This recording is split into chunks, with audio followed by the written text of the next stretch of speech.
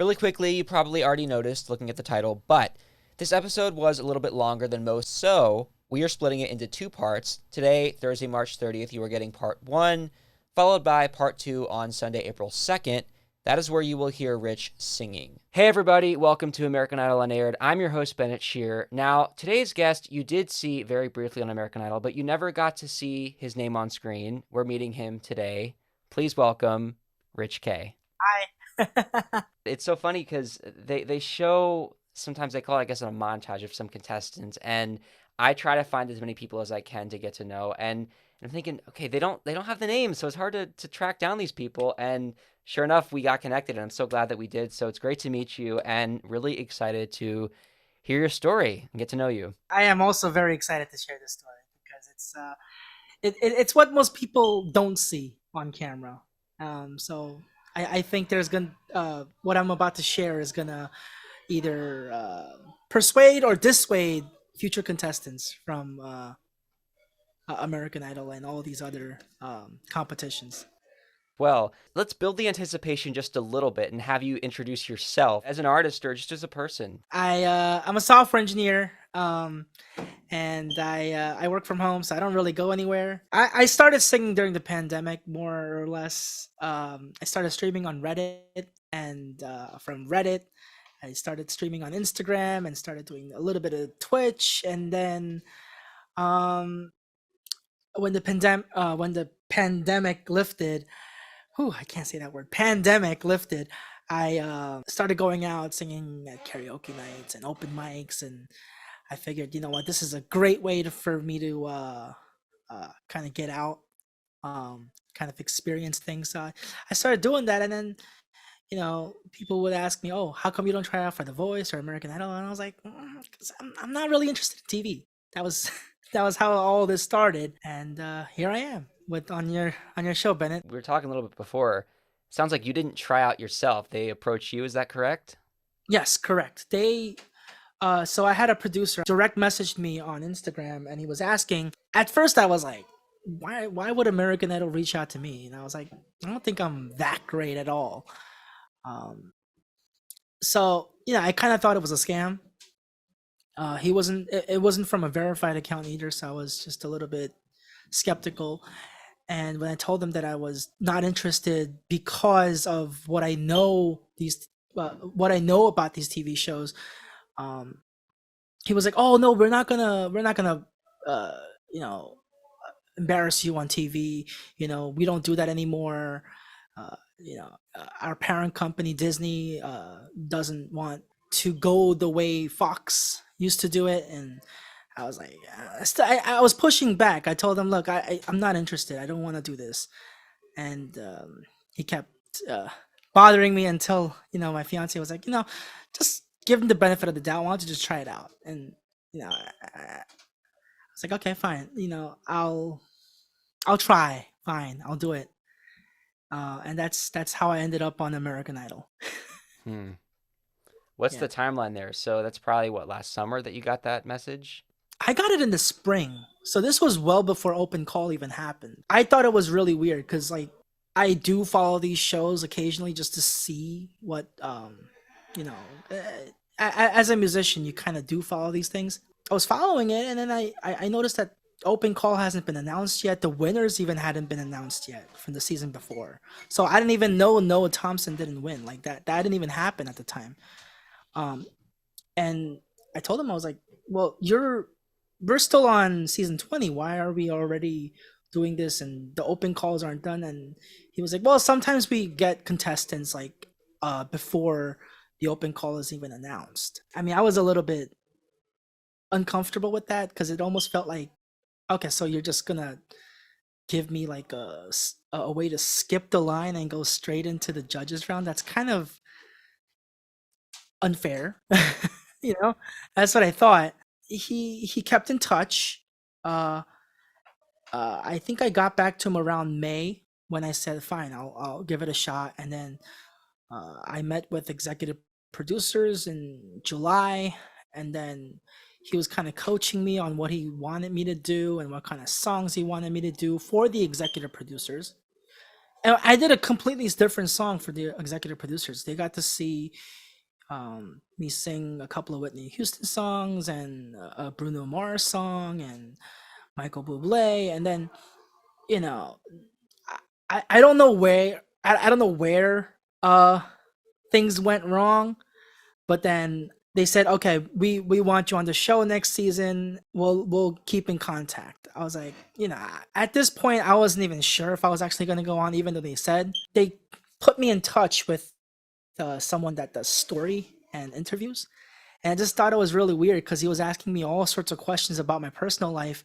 And I'm just like, look, I really don't want to put my personal life on TV. Like, I don't want to talk about, like the things that he kind of got me to talk about are like, hey, what's your family like? And I was like, well, my mom lives in Dallas and I don't talk to my dad. And he's like, well, what kind of person was your dad? How come you don't talk to him? And I was like, look, I don't want to talk about that on TV. Like, that's you, because you asked, I said, because you asked me about my dad. I told you that I don't talk to my dad, but I don't want to put that on TV. Um, and he starts asking me about my fiance, my fiance's family, and they're just kind of like, I don't, they my fiance's parents don't speak English that well. Only my fiance does, and he works all day, so he's rarely ever here. And he's like asking me all these personal questions about my life, and it got to the point where I just kind of just pushed back. I said, look, I thought this was a singing competition. I didn't think that you guys were gonna try to get me to talk about my personal life on national television. And I don't know what they were trying to do, but I kind of reckon that they were trying to get a emotional story out of me or something, And I just didn't want that. Like that's not the kind. I'm a very private person in a way, and I just didn't want that on national television. And I made it very clear to them. And he stopped bugging me about it, and then he was like, well, let's talk about your stage name and your costume and what you're gonna wear. And we ended up doing a Zoom call while I'm going to the mall to pick out clothes for the audition, which, like, I was like, look, why does it matter what I wear to the audition? And of course, the outfit that I ended up wearing was exactly what they wanted me to wear, including the furry Crocs, which, like, I ran it by them. Like, I ran, like, I was like, hey, I got yellow sneakers, I got white sneakers, I got dress shoes. I mean, I got all these other things that I could be wearing. And then one day, like, we were interviewing, and I just put my foot up a little bit like this, and I guess he saw my Crocs, and he was like, hey, you could wear those to Idol. And I'm like, absolutely not, I'm not wearing that. But by that point, I had already signed paperwork saying I was going to show up and do all this, so it wasn't like I could back out. And then the day before the filming, I still didn't have a plane ticket. They said they were going to get me a plane ticket, information on how to get there, and we filmed on October 7th, and I didn't have a plane ticket until midnight of that day. Yeah, I woke up at 6 in the morning just scrolling my emails, just checking, making sure they sent me something, because they said my flight was on the 7th. I didn't know what flight I was taking. And I finally got that information, and they're like, hurry to the airport. Your flight is leaving at 9 o'clock in the morning. And it was already like 5. And I'm like, I didn't pack anything. I wasn't even ready. I just dumped everything in my bag, got on a plane, and, you know, uh, 3 hours later, I was in New Orleans, and I'm tired, I'm exhausted, and they put us in a they put all the contestants in. Oh, funny story. When I landed at the airport, that guy that went viral, William Tongi. Yes. He and Keelan and I were sitting together, like in the same, I guess the same bench at the airport, just confused because we didn't know where we were supposed to go. Uh, and some guy with like a welcome wagon sign comes by. He's like, "Hey, is this for Idol?" And we're just like, "Yeah, I suppose." He led us to a not a van, but more like a limo. This is the you gotta take this, and all of us are just like, No one's wearing any kind of American Idol, T-shirt or anything to let us know that this is what it is. Anybody could have said that this was American Idol, and we would have just gotten on the van, Oh and God, who knows what ended would have up in some crazy place. right? Like we could have gotten kidnapped. William is definitely like he's under 18, I think. I'm not sure. Keelan and I just looking at each other, going like, "This is, I guess this is it," because everybody else is getting on. So we got on. We didn't get to the hotel until 2 hours later because we were stuck in traffic. And then we got to the hotel. It was already 8 o'clock. We did an orientation. We were late for the orientation. They made us sit through the orientation, which was really like, hey, you can't, take your cell phone and take videos here. You can't do this, you can't do that. You gotta take a COVID test, la la la la, and all these policies of what you can and can't do on set, and you know, security procedures. They checked if we had weapons or not. I mean, it was just they did this whole thing, and then they finally let us up to the hotel room. And by the time I got to my hotel room, it was already like 11 o'clock at night. That was our first day. They said, "Oh, call time is 5 o'clock the next day." But then, even though we got to the hotel, now we had to do something called a mental assessment, which I thought was kind of strange. It was like it was like one of those, like when you apply for a job and they give you those modules where you got to fill out like you got to answer questions. It was kind of like one of those things where they were asking me all sorts of questions about like my mental state and my mental health and my personal health, and 428 questions later it finally was over, and I didn't sleep until 2. How long did that take you? Like 3 hours? Yeah, I didn't sleep until 2. Sheesh. Yeah, yeah. And at a certain point I was just so over it that I was just clicking whatever. Like I wasn't even answering my answers. I was just clicking anything. Just You hope you didn't hit the wrong thing. That can be pretty serious if you click a certain thing, though. I mean, maybe that's why they said no. I don't know, because I could have put all sorts of weird answers. Who knows? But like it's 11 o'clock, guys. Like if you give me a 400 question quiz at 11 at night, yeah, I'm gonna just maybe take it seriously for like the first 100 questions, and after that, I'm like dropping out. I just wanted to get and it was really weird because they had like a doctor of sorts that was like on the Zoom call watching us as we were taking the quiz. A psychiatrist or something? Yeah, I guess like a psychiatrist, and I'm just I don't know if he knew that I was getting tired. I was just like click click click click, just getting over with it, and it was over, and I just kind of messaged him. I was like, I'm done. What do I do? He's like, oh, you could go off the Zoom call. So I was like, I got off the Zoom call, took a shower, went to bed, and 2.5 hours later, I had to be up. So I get up at 5.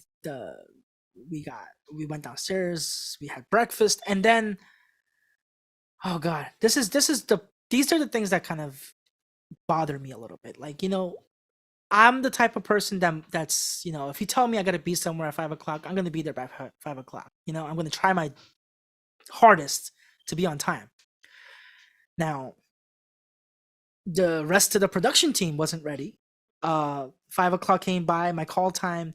I had to be on set by 7. For filming. They said, have breakfast first. Have a cup of coffee. So I, did that. And he told me, oh, we'll meet you at this location by 7 in the morning. So I was like, okay, all right. I mean, you could have just given me the 2 hours to sleep. I'd rather sleep than have a bagel or something for breakfast. And I showed up at 7. They sat me down in a. Oh, that's the weird part. I went down to eat. I come back up to my room to get my to get my makeup kit because I wanted to like fix my face so I don't look horrible on TV. So I went to my room and I noticed that the production team was in my hotel room setting up. Oh. And I'm just like, what is going on here? And they sat me down like, oh, we're gonna interview you here, and I'm like, in my hotel room.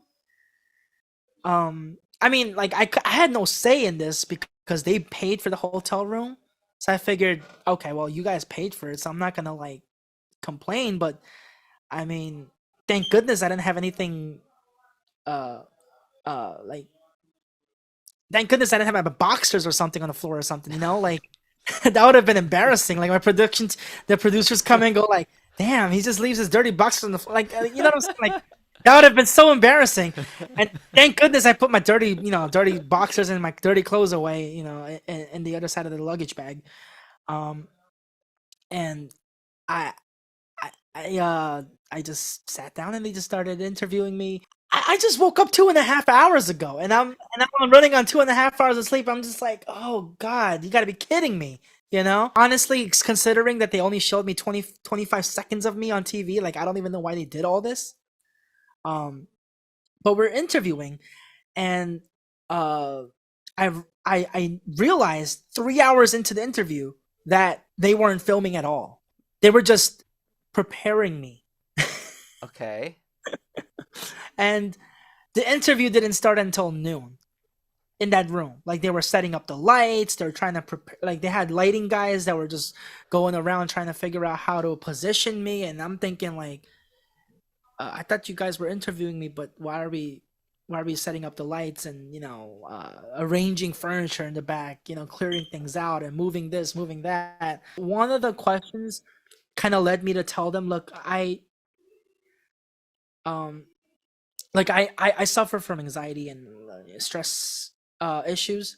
So I kind of told them, I was like, I don't like being under pressure like this. So if you could kind of tell me what to say, that would be nice, or kind of prepare me for the question, because I'm just gonna sit there and just blabber on and just say something stupid. So I just said, look,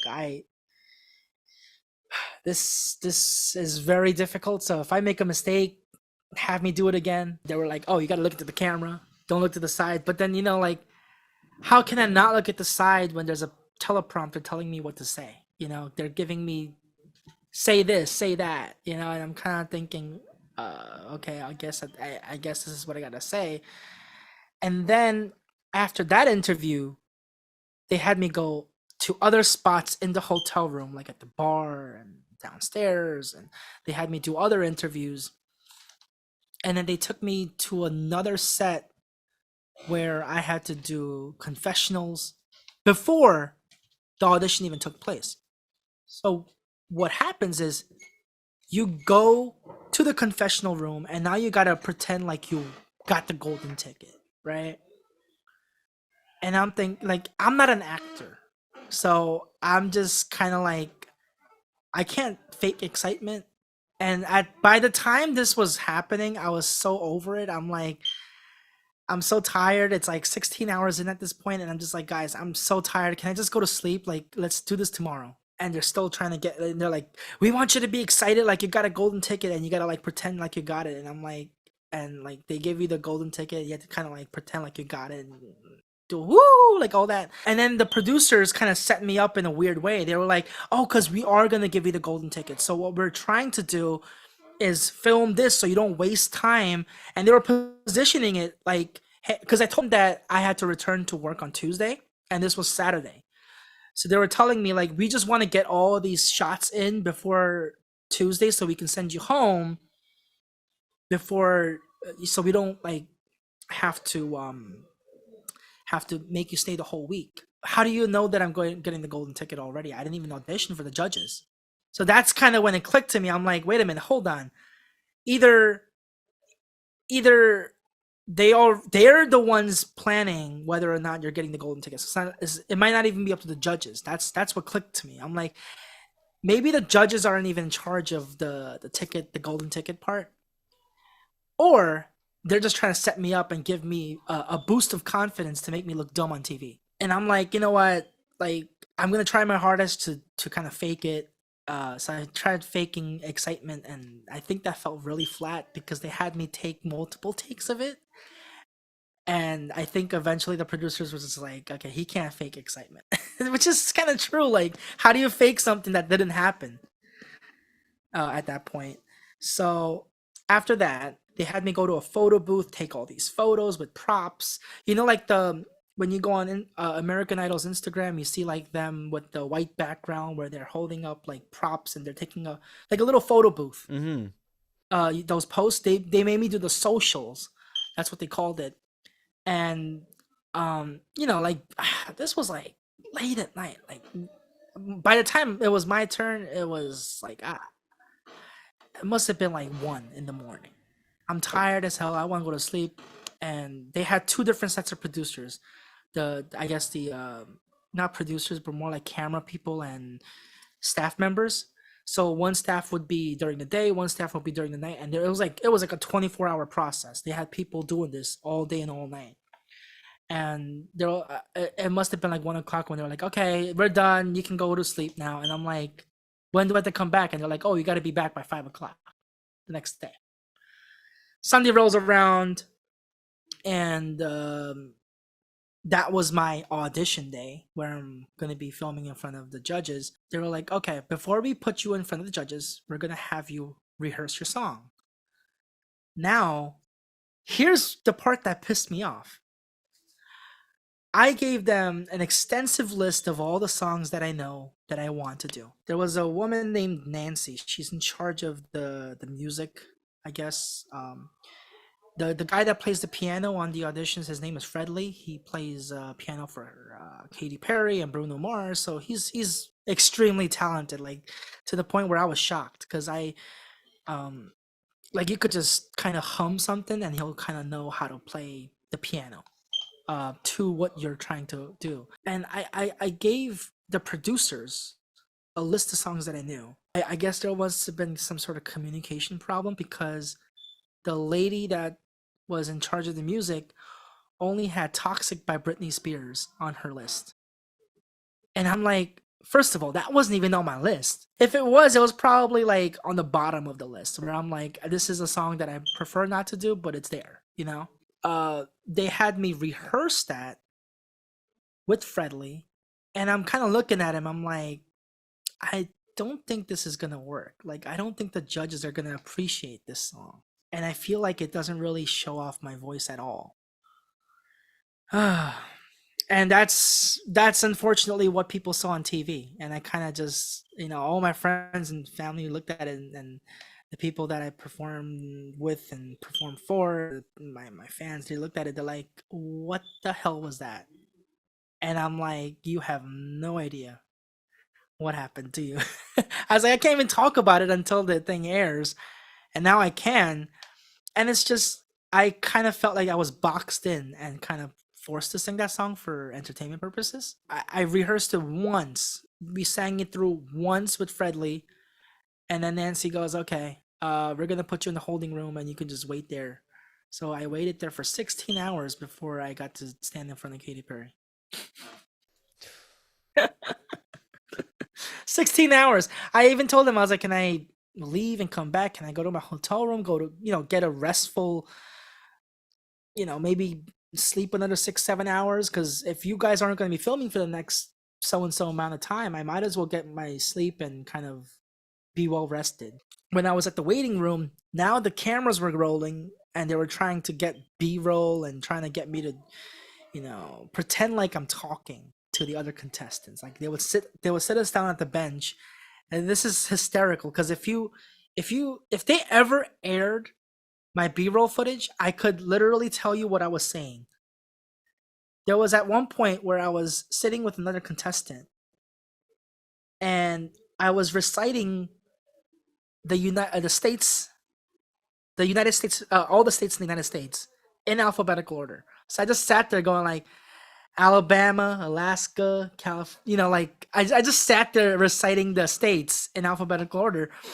And like if anybody could read lips, they would know that I'm not talking you could tell that I'm not saying anything sensible or anything that makes sense to the other contestant. And you could see me just pacing around, acting nervous and stuff, and just kind of like they wanted me to act this, and I'm just like, and they were like, "Well, we want you to like kind of be that contestant that goes in all nervous and stuff, and then pulls off a great performance." And I'm kind of thinking, not with the song that you gave me. I can guarantee you that I am gonna look absolutely dumb if I walk in there saying "Toxic" by Britney Spears, acting all nervous, and it was just not.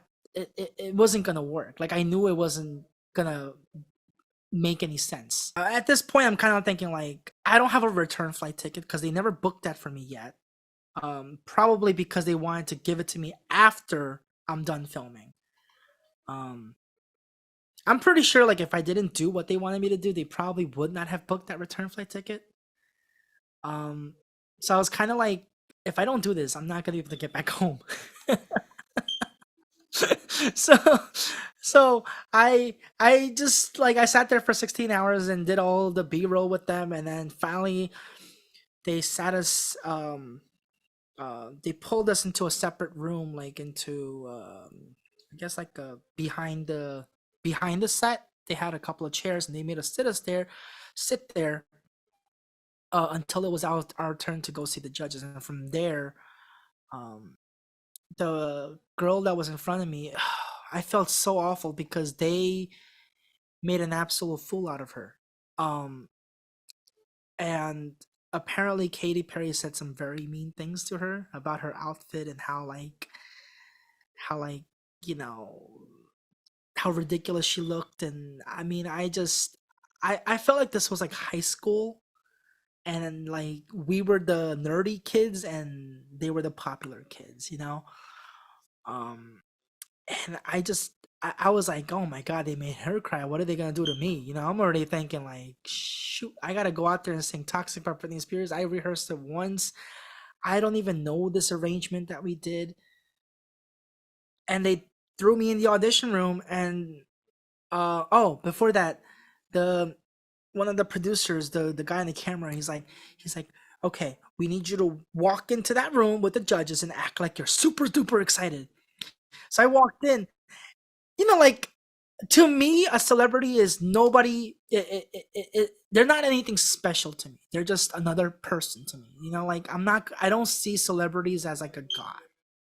Um, and like that philosophy is what I intend to kind of keep as an artist. Like if I become a big artist, it's not like, oh, I'm above you. You know, like I'm not gonna act like this pompous, like a pompous human being that thinks that I'm better than everybody else.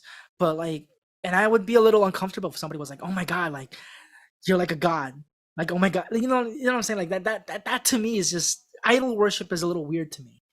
So when they were like, "Oh, we want you to act like you're excited to be in that room," like, "Oh my God, this Katy Perry, Lionel Richie, and what's his name?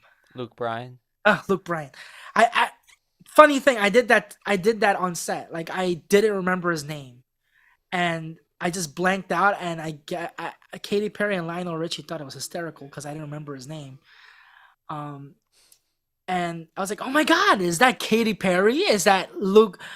Lionel Richie. I'm like, oh my god, and it was so fake. That's probably why they didn't air it because it looked so fake. Like it looked like I was being forced to say it, and that is what happened. Like I was forced to say it, so I just went in there. It's like, oh my god, it's Katy Perry. It's not. Oh my god, you're not an android. You're real. And I um and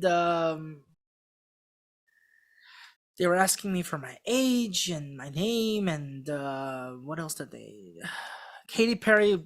This was such a weird question for her to ask. She's like, so I heard a lot about you. And I'm like, you did? I'm like, I was here for a day and a half. What do you mean you heard a lot about me? I'm like, I'm like, if you heard a lot about me, how come like this is, like, what do you know about me? She's like, well, um, she's like, oh, I heard you were a karaoke legend. And I just looked at it. I'm like, what? Karaoke legend? Like, huh? Like, what do you say to that? Like this wasn't rehearsed. This interaction with them wasn't rehearsed. So I had no idea that she was gonna say this. And now she goes, we heard you were a karaoke legend. We heard you're great. And I'm like, you did? Because I never said that. Um, I never said that in any of my interviews. I had joked. I was like, it'd be kind of cool if I got a platinum ticket, but it's very unlikely. I just kind of joked about it. Um, and nor did I have any intention to do anything like that. Um, and Katy Perry, she starts, grilling me on a bunch of things. She's like, uh, she just stared into my soul, like like everybody says this. Everybody that's ever been on American Idol will say this. They'll say that Katy Perry could stare into the depths of your soul and see everything in there. The way she stares at you, it's very uncomfortable. And I'm like locking eyes with her. I'm just like, okay, but she's staring at me and she's asking me questions about my job. She's like, "Oh, so what do you do for a living?" And I'm like, "Oh, I'm a software engineer. I do computer stuff." And Lionel Richie goes, "So this is as a software engineer, this is the one thing that kind of bothers me. Nobody knows what I do. It almost feels like nobody actually knows what I do." Because Lionel Richie he goes, "Oh, so you could fix my computer at home or help me with my iPhone." I'm like, I'm not tech support, but okay, it's like everybody thinks I'm tech support, um, and I was like, yeah, I guess it'd be kind of cool to be Lionel Richie's personal tech person, but that's kind of not why I'm here.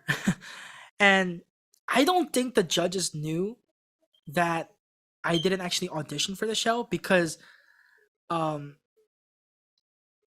they were like so what made you audition for the show? And I just looked at them straight in their face. I was like, I didn't. You guys Instagrammed me telling me to come here. Like I told them exactly what happened, and I guess they didn't know because Katy Perry and Lionel Richie and Luke Bryan looked at me like I'm crazy. They're like, "What?" And I'm like, "That's literally what happened." And the producers in the back was like, "You're not supposed to say that." And I'm like, I'm looking at them I'm like, "What do you want me to say?" Like that's what happened. Like I didn't audition for the show because I wanted it. You guys told me to come here and said that I would probably, make a good contestant, and that's why I showed up. Um, and Katy Perry then it goes. I mean, it's for whatever reason, it's always about Katy Perry. It's like a weird thing with Idol these days. She goes, "Oh, so you're a software engineer. So if you're a software engineer, that means you're smart, right?" And I'm like, like to me, like if I say no, then that means I'm stupid, right? But if I say yes, now I look like, now I kind of look like a stuck up person by saying, yeah, yeah, I'm smart, like that's what it kind of comes across as. So I just kind of told her, I was like, I don't think I'm the smartest person in the world, but I guess I'm not dumb either. Um, yeah, like, what do you say to that? I didn't know what to say to that. And Luke Bryan, had a smile the whole time because he thought it was hysterical that nobody knew what was going on.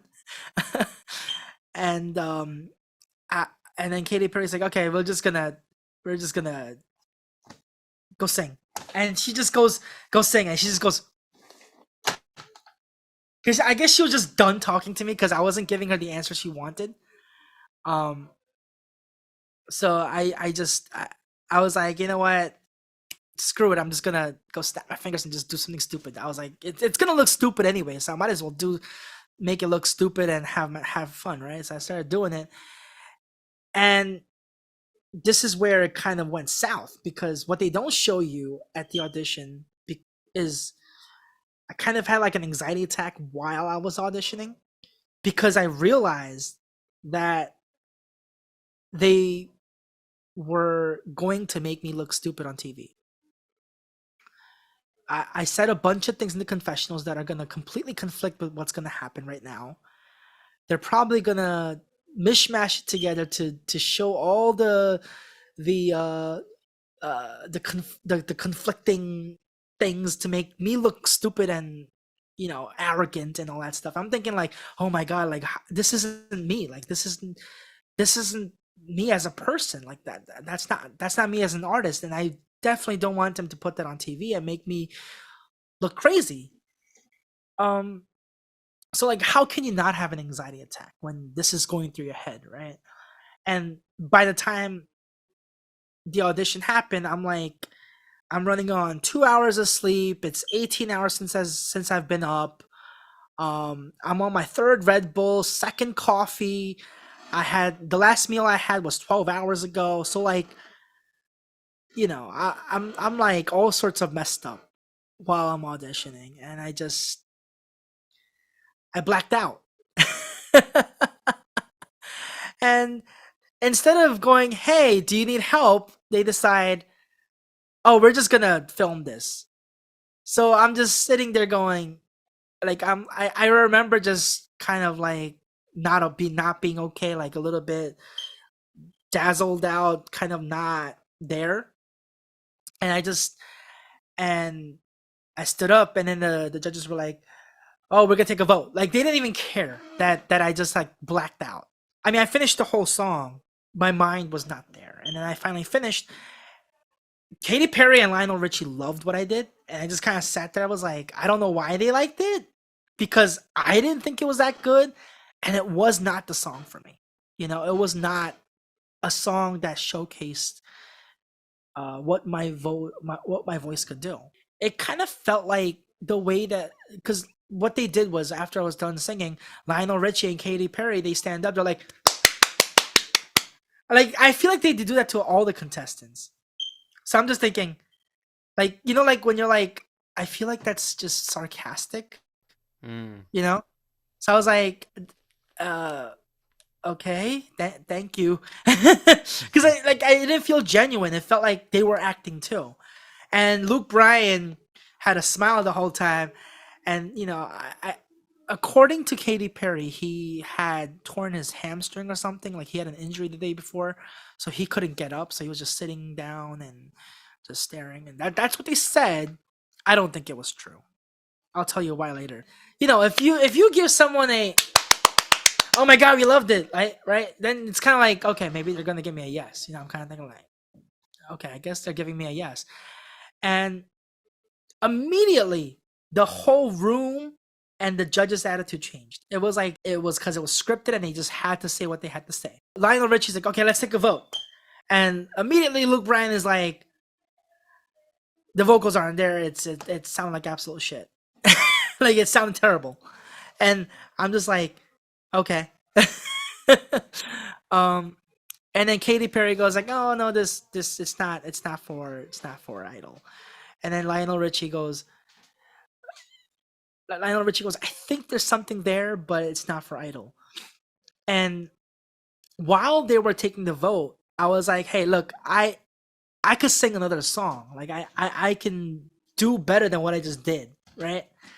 And I'm trying to tell them this, but they cut my mic, so I like, you couldn't hear me. Like the way the set was set up was, I was about 25 feet away from the judges, and the room is like a huge ballroom. So if I talk, my mouth could be moving, but if they're not looking at my face, they're probably not even hearing me. So they talk right over me. They I guess the producers or whatever, the sound guy, they cut my mic off, so they couldn't hear me talking to them. Um and I'm just like, okay, well, if you guys are gonna talk over me, fine. Like, like I understand that you're Lionel Richie, you're Katy Perry, and you're Luke Bryan, but then there's a certain element of respect kind of that I expect from people, and it's like when we're having a conversation, you just don't like talk louder and talk over me. I just felt like that was a little bit. I don't know if they want. I don't know if that was intentional, but they talk right over me. And they were already done voting, and I was trying to tell them, "Hey, I got a second song. Like this song did not do me justice," and I was kind of telling them like, "This is not what I wanted to sing." Um, and Luke Bryan goes, "Oh, we've already heard what we needed to hear. We don't need to hear anymore." So I was like, "Okay, that's it. That's fine." And I just walked out of the room, didn't even say bye, because I was just like, it almost felt dismissive, like, "Go away, we're done with you." That's the kind of attitude that Luke Bryan had, and I was like, "Okay, fine. I don't need to I don't need to stand here and do this if that's how you feel about it." So I left the room, and immediately the cameras are like, They're expecting me to cry. They're like, "Aren't you sad? Aren't you like disappointed?" And I'm like, "I'm a little disappointed, but like, I mean, you guys knew this was gonna happen, right?" Like I told the camera straight up, like I was like, "You guys knew this was gonna happen. Like this this was a complete setup." Like I realize it now because it's happened, but like I went every step of the way to make sure after that, like that they didn't have the content that they wanted out of me. I was like, you guys, you they wanted me to like cry and be all sad, and they put me at the confessional. They tried to get me to cry about it, and I'm like, honestly, like I knew this was probably gonna happen the moment that I saw that the song wasn't what I wanted. Plus the fact that they were making my schedule so tight. I mean, there were other contestants there that were able to go back to their hotel room and rest and do whatever they want and have fun, hang out and do other things. And I was the one that was like filming back to back all day and super tired. I almost feel like they set me up for failure. Maybe they were trying to make me the William Hung of the season, but you know, like I know I'm not a terrible singer, and I know I'm not the best, but to kind of fool someone with a little bit of anxiety and social anxiety to go on camera and make a fool out of themselves, like it's kind of wrong. I mean, not kind of, like it's absolutely wrong. It's like I told them this is not what I want. If you are going to do this, please don't put me on TV. Like please don't do this. Don't waste my time, don't waste yours, because I don't want that. And I guess the reason why they cut everything on TV is because they knew that if they aired my segment, there would be a lot of backlash because of how everything was done. Oh, there was now I'm starting to remember other things that Katy Perry said. Katy Perry points out, uh, I don't know, Bennett, if you've been watching this season, all the things that Katy Perry has been saying, but she's been saying a lot of things that were controversial. She made that comment about the young mother, um, with the three kids. She's like, you gotta stop laying on the table, like all those things. She she implied that because I'm Asian, because I'm Korean, that when I wear sunglasses, I look like Psy. Hmm. And it left me speechless. I just kind of looked at her. I was like, my friends are allowed to make that joke with me, but like I kind of like Katy Perry to me is a total stranger, and for her to just think it's okay to just say, "Oh, if you just put on a pair of sunglasses, you'll look like Psy. You could do some K-pop. Can you sing some Korean songs?" And I'm like, Hmm. I'm like, what do you, what? Excuse me? um, and she was like, "Well, you're kind of chubby. You're kind of you got that Psy kind of look. You're not that super thin. You don't have that figure, so you kind of look like Psy." I didn't think it was funny at all. I thought it was kind of rude to just immediately just dig into me like that. So so those are some of the things that's happened behind the scenes, and I'm just thinking like maybe that's why they cut everything off, because if they were to put all this together, like people are going to see my segment and go, "What the hell?" That's so wrong. I feel like people need to know what they're walking into when they do these things. Especially like I'm 29 now, going on 30. So having experienced like life a little more than teenagers, like I kind of know it goes in one ear, goes out the other. I can deal with it. But I feel like if you're like 16 years old and this is like your dream, and you walk in and that's what you get, yeah, I feel like I feel like what they're gonna do is like more or less destroy the spirit of these kids that go on these shows. Like when I was 16, I was like, I thought I was gonna be something huge, and the when you do something as big as American Idol, you think at 16, oh my god, this is like my future, my life. This is I'm gonna be a superstar. That's what they're thinking, and they go there, and if they have the same experience as I do, I mean, you're destroying their. I guess I would say like you're destroying their mental health and their sense of their confidence, their self-esteem, and I kind of think like, oh my god, like this is, I think it's wrong. What I've experienced is just, it's just, I feel like it's just the the top layer. Um, I'm sure there's a lot more worse things that could go wrong. I came back from Idol. I don't know if you know how uh, how much of a monopoly American Idol is. I realized after I came back from Idol and I get a phone call from a private number. It said unknown, so I guess they did the star 67, and they said they were a producer in Burbank, California, and they go, "Hey, so like we saw your audition at American Idol," and I'm like, it didn't even air yet at this point. So I'm thinking like, who saw my audition? Like, who, what? And they're like, well, we want you to try for America's Got Talent. And I'm like, why? I already had a bad experience for American Idol. I am not interested. I hung up. I just said, look, I'm not interested. And he goes, well, if you audition for America's Got Talent, then we won't air like the bad stuff from American Idol. We just want you to, we want to put you on TV on one of these shows. I'm thinking, I was like, thank you, but no thank you. And I just hung up. And I did a little bit of research, and I find that American Idol and America's Got Talent are produced by the same company. Fremantle, right? Yep, same exact company, same exact production staff, same exact executive producers. So that is why if you were on The Voice or if you were on America's Got Talent, like you go bounce from one show to the other. It didn't occur to me until this happened, and I'm just like, oh my god, like I never want to try out for these things.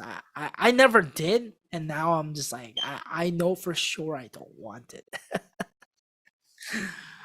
um, and then I was like, before I auditioned, they gave me contracts and stuff, and obviously, in my excitement, I didn't actually read the contracts thoroughly, but then I read it over again, and I noticed that the prize money is also not a cash prize, it's a cash advance to your first album. If you read the legal lingo, it says, uh if you do this and you win the prize and your album does not succeed, you have to return the money. Or you have to return the money plus interest. And I'm like, oh, thank God I didn't do this. I'm like, I just paid off my debt for school. Like I don't want a $250,000 loan towards like, how is that a prize? You know?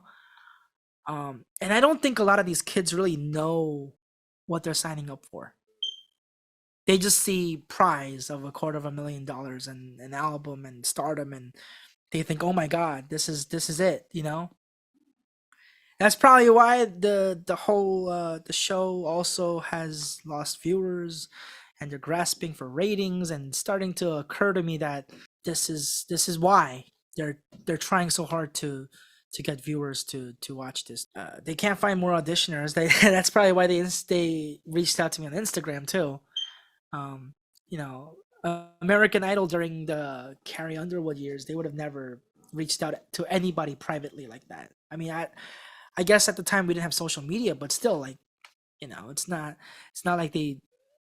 I I, I don't think it would have been anything like that where they were desperate for people to compete for these things.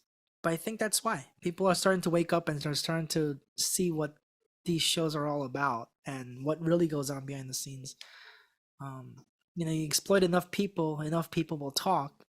Yeah. It's been a few months since you filmed. I asked the question, how are you, as in when you first left the show, and today as we speak, how are you?